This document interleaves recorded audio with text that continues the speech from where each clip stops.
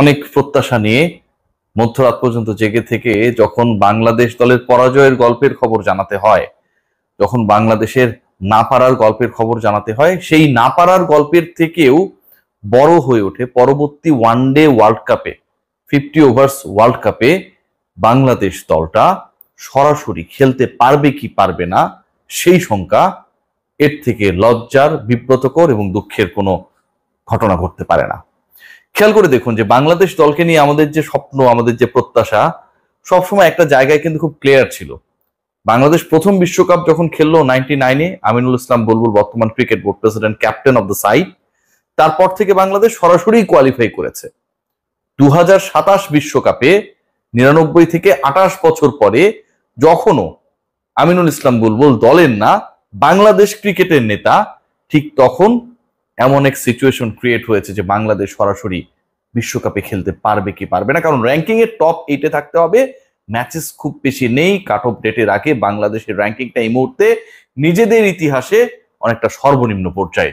সেই মুহূর্তে আফগানিস্তানের বিপক্ষে বাংলাদেশ যেভাবে হেরেছে, বাংলাদেশ যেভাবে বাজে পারফরমেন্স উপহার দিয়েছে, 50 ওভার যেখানে খেলতে ব্যর্থ হয়েছে, টপ অর্ডার আরো একবার ফেইল করেছে, সব জায়গায় বাংলাদেশের ব্যর্থতার গল্পের সমান সমান হয়ে গেল আফগানিস্তান সিরিজে 1-আপ, তারা জিতে গেছে।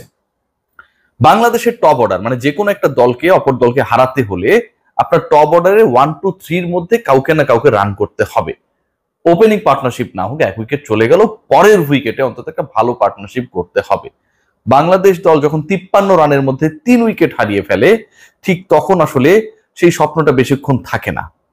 বাংলাদেশ দলের পারফরমেন্স যদি আপনারা দেখেন, মানে যে গল্পটা আমি বলছিলাম যে 3 উইকেট হারিয়ে ফেলেছে 53 রানের মধ্যে, এরপরে হচ্ছে সংগ্রাম, টিকে থাকার সংগ্রাম, সম্মানজনক স্কোরটা করতে পারবো কিনা সেটার সংগ্রাম। এবং সেই সংগ্রামটা শুরুই হয়ে গেছে বাংলাদেশের ইনিংসের মোটামুটি 15 ওভারের আগেই, যেখানটায় আফগানিস্তান বাংলাদেশের বিপক্ষে বাংলাদেশের ওই 50 ওভার খেলতে না পারার পরেও 222 রানের টার্গেটটা যে দিয়েছে, শেষ দিকে তানভীরের ঝড়ো ব্যাটিং এর কারণে 10-12 রান যোগ হবার কারণে স্কোরটা কিছুটা হলেও ভদ্রস্ত মনে হয়েছে। সেই রান তারা করতে গিয়ে ওপেনিং এই তারা করলো 52 রানে পার্টনারশিপ, মানে মোটামুটি তারা রিলিফ। দ্বিতীয় পয়েন্ট যেটা, ওই যে বললাম টপ 3 কাউকে না কাউকে তো পারফর্ম করতে হবে। গুরবাজ কিন্তু ঠিকই 50 তুলে নিয়েছে, বাংলাদেশ সেটা পারে নাই। বাংলাদেশের ইদানিং ক্রিকেটটাই মানে যেন হচ্ছে ভূমিকম্পের আফটার ইফেক্ট। ভূমিকম্প হলে আমরা বলি না যে আরো একটা হতে পারে, একটু সাবধানে থাকতে হবে, যে কোনো সময়ে যে কোনো মানে সিচুয়েশনে, দিনে রাতে বিকেল বেলা, মানে আফটার ইফেক্ট মানে আবার দু একটা ঝাঁকুনি আসতে পারে, ইফেক্ট থেকে যায়।